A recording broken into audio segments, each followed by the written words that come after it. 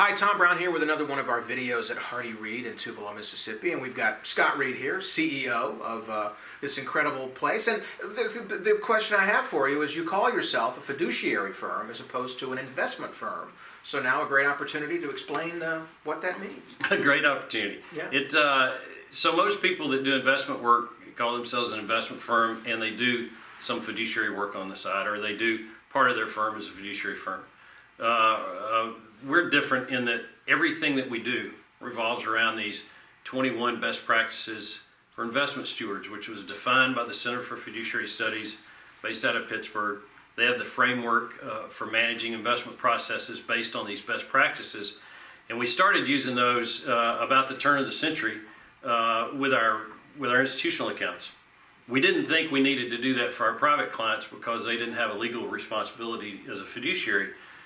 What we found, and we thought that our brilliance would be tethered by these best practices if we used them for accounts that didn't need them. After 2 or 3 years, we realized our brilliance wasn't as bright as we thought it was, and actually best practices work for everybody. And so we incorporated those same 21 best practices for fiduciaries into our private client side of our business. So we have 3 parts of our business: private clients, in retirement plan services, in foundations and endowments. And retirement plan services and foundations and endowments, those 2 are fiduciaries and have to do that legally, need to use those best practices. We incorporated on the private client side, and so now every client that we have, not only do we take on fiduciary responsibility and liability for those accounts, we also manage those to the best practices defined by the Center for Fiduciary Studies, and that has changed everything for us.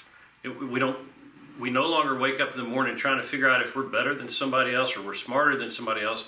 We just do the blocking and tackling. We go out and we manage accounts based on these 21 best practices. And you know something, not only do best practices protect you legally as a fiduciary, best practices produce better results. And that's really how I think everything changed for our firm. Yeah. All right. Thank you. Sure.